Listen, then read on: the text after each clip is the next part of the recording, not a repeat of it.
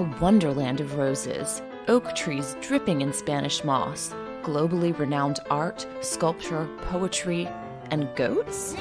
We're stepping into the magical and surprising world of Brookgreen Gardens, a botanical oasis just down the street from the hustle and bustle of Myrtle Beach, South Carolina. So peaceful. Where year-round events attract locals and travelers. Because of the unique collection, people come from all over the world. Including during the holiday season. I frequently visited Brookgreen Gardens growing up in Myrtle Beach. My grandmother would bring me to the gardens, a teacher. She used to sit amid the gardens quietly reading while I had the chance to explore nearby, pretending I'd perhaps traveled to some far-flung location, lost amid the stunning beauty. Over 9,000 acres are home to 2,000 works by 430 artists, and we're taking a deep dive into this South Carolina gem on an insider's tour. Then we'll head further down the road for holiday cheer at the historic Hammock Shops in Pawleys Island, where boiled peanuts, rocking chairs, and Christmas vibes mix together for true Southern charm. It's the Travels with Darley podcast, where we travel like the locals to locations near and far. And in this special series, you're going home with me to Myrtle Beach, South Carolina, my hometown. We'll discover classic places like Brookgreen Gardens and something new.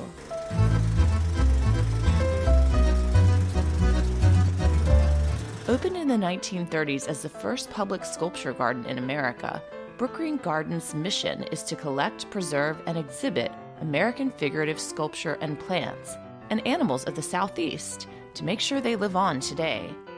It's a true treasure that we have the privilege of learning about from its President and CEO Page Kiniry. It's very mysterious, it's easy to get lost, but sometimes getting lost is a great thing. Looking just a bit Irish in her emerald green dress and green-toned wrap with her long, reddish-tinted hair, she takes me for a walk along the same lanes I walked at ages 6, 7, 8, 9, and beyond. So you're in Oak Alley, which is the center of the garden. This is the body of the butterfly. This is Anna Huntington, who founded the garden with her husband Archer. Actually did the landscape design, and it's in the shape of a butterfly. So this was the road that would go from the plantation home all the way to the ocean. These oaks are 280 years old, planted at the time to connect the driveway, although most of the visitors would come from the water. So this backs up to the Waccamaw River, which is the intercoastal waterway. There's a creek behind Brookgreen Creek. Located on the site of former rice plantations, this preserved land is altogether a peaceful place to stroll, enjoy art, learn about history, and spend time with friends and family, including those who need paved surfaces to travel around. I love seeing these beautiful trees with the Spanish moss dripping. Nothing says the South like that. Oh yes, well, Spanish moss and these resurrection ferns. Am I the only one who's getting actress Laura Linney vibes from Page Kiniry's voice? They kind of look alike too. Share with me a little bit about the layout here, because we walked not far from the visitor center, and it's nice and paved, so it's easy footing for people. It is. You can walk for miles here through the garden, through the arboretum, down to the zoo, the history center.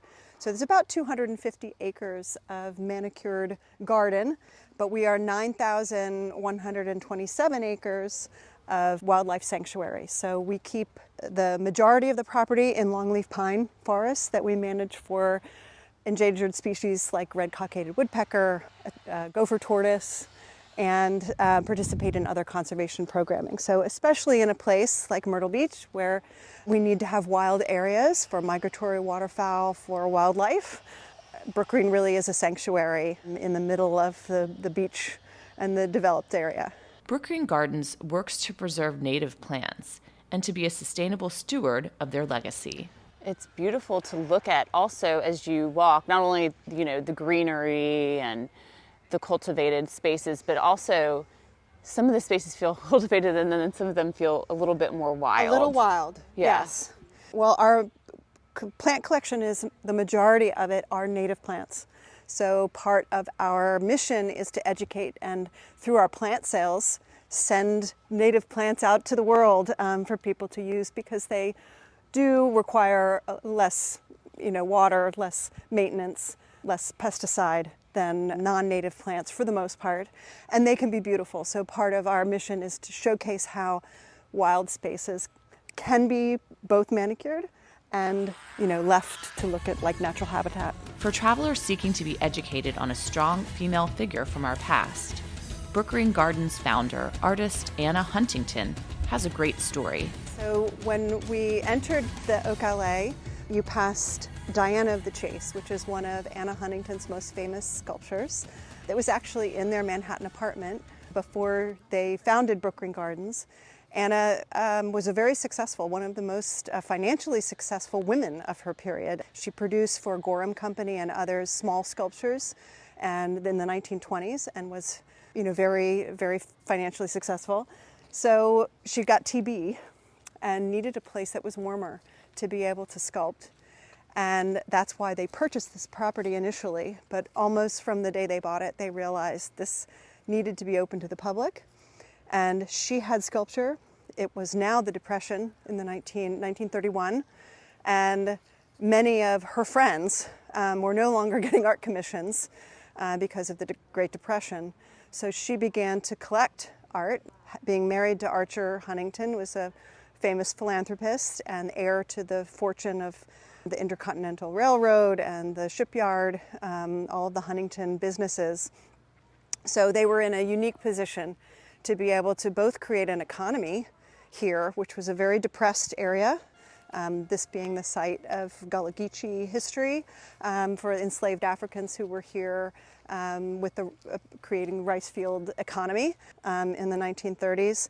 No longer viable for growing rice, this is the site of 4 rice plantations. And many people here were really suffering. So they created an industry building the infrastructure of the garden, and then she purchased art. So Diana of the Chase is one of the first sculptures that really harkens to the type of collection we have. It's the largest figurative art collection in the world, American figurative art. So that is, not abstract.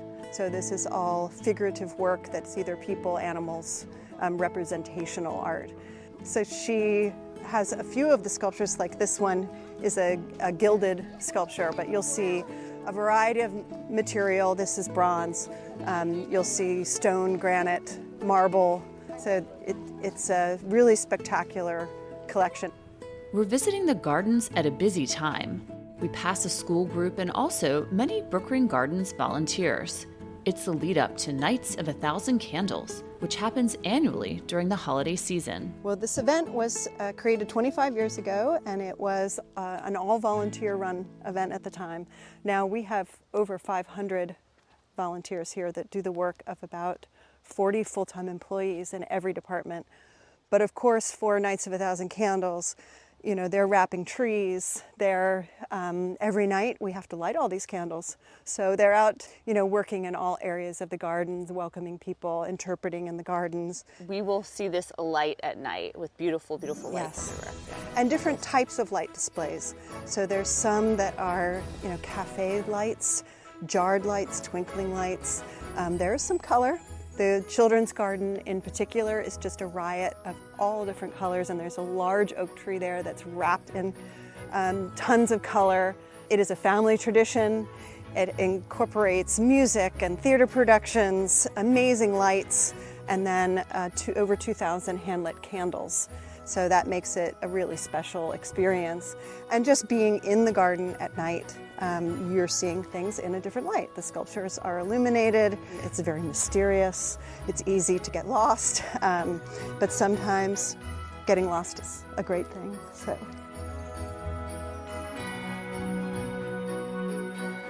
We're walking amid the manicured gardens and sculptures, but Paige informs me that the Floyd family farm at the Lowcountry Zoo on the property, the same ticket that gave me access to the gardens, can get me access to see heritage breeds of animals. We're going to see the marsh tacky horses. When I found out they had marsh tacky horses here, which is a rare breed, and they are South Carolina state horse, I said, we have to go down and see them. So let's check them out. Andrea DeMuth, Vice President and Curator of Zoo Collections, takes me to see two marsh tacky horses, a red dun marsh tacky gelding named Charlie, and a beautiful bay marsh tacky horse named Tuff. So we have Tuff and Charlie, and they're both certified marsh tacky horses. We're walking under the dappled shade of large oak trees over to where Charlie and Tuff are munching on hay. You know, and they've got their identifier numbers from their stud book and have had DNA tested on them at some point when they started the project to try to save the marsh tackies. So Tuff, the owners have loaned them to us so that we can have them on exhibit, kind of as their retirement job, representing marsh tacky horses for the Marsh Tacky Association. The Carolina Marsh Tacky Association is working to preserve this rare breed of horses, a breed that I recently got to ride in Camden, South Carolina, while filming for a Travels with Darley Revolutionary Road Trip PBS episode. This rare breed played a role in the Revolution and throughout history. Charlie has the prominent stripe on his back. He does, and he also has the stripes on his legs. And so as you see more marsh tackies, you know, that's what you can look at to see. Look who's coming back. He says, come on, pet me. He's like, don't leave me. But the other thing marsh tackies have different to them is that their rump is a little more sloped the way it is, and that's what gives them that sure-footedness going through the swamp. So supposedly the stories are that Francis Marion used marsh tackies with his troops because he could go straight through the swamp and surprise the British, who are riding on, you know, big tall thoroughbreds that are picky about stuff. So they were a very good horse considering they were wild and on the all the Outer Banks of South Carolina. Travelers can also see other heritage breeds like Dominique chickens, red Devon cows, Spanish goats, and Tunis sheep. The Tunis sheep originally were brought over with settlers that came over here, and actually we found an article and a picture that shows Tunis sheep on the White House lawn years and years ago, where they were, some were donated to President Eisenhower from some fancy dignitary over in India. And then we have Devon cattle, which would have originally come from England, and they were just a very hardy breed of cattle that can survive on just, you know, the least, just as long as they have something to eat. It doesn't have to be anything special. Tuff is friendly and welcoming as I scratch his withers. He wins my heart. He is actually Tuff is not tough at all. Tuff is like the sweetest horse. And his certified name is Southern Legend. Ooh. So A legendary visit to these wonderful gardens, where preservation, sustainability, nature, art, and animals take center stage. If you head further south along Highway 17, you'll end up in Pawleys Island, where you can visit another one of my childhood haunts that's popular for travelers, the Hammock Shops Village in Pawleys Island. This quaint set of over 20 shops and restaurants dates back to 1938. It's a true Grand Strand classic. Started by a local captain looking to market, you guessed it, hammocks, the Hammock Shops Village is set up like a little village, with each establishment located in white cottages. Walking among the cultivated greenery on brick sidewalks lined with white rocking chairs and benches and shaded by oak trees dripping in Spanish moss is really beautiful. I see a sign for the upcoming Christmas tree lighting and Santa schedule as we work our way past the general store towards the Christmas Mouse, a 2,700-foot store filled with garland, eggnog carton ornaments, holiday flamingo nutcrackers, and more. If you want ornaments, if you want wreaths, if you want really anything that has to do with Christmas, perhaps a Christmas kitty cat, you'll find it here. This is one of a few locations to get lost and truly feel just a little bit of Christmas. My colleague Evelyn Kwan Green is with me on this trip, and we decide to dine at a restaurant I've never tried before, local.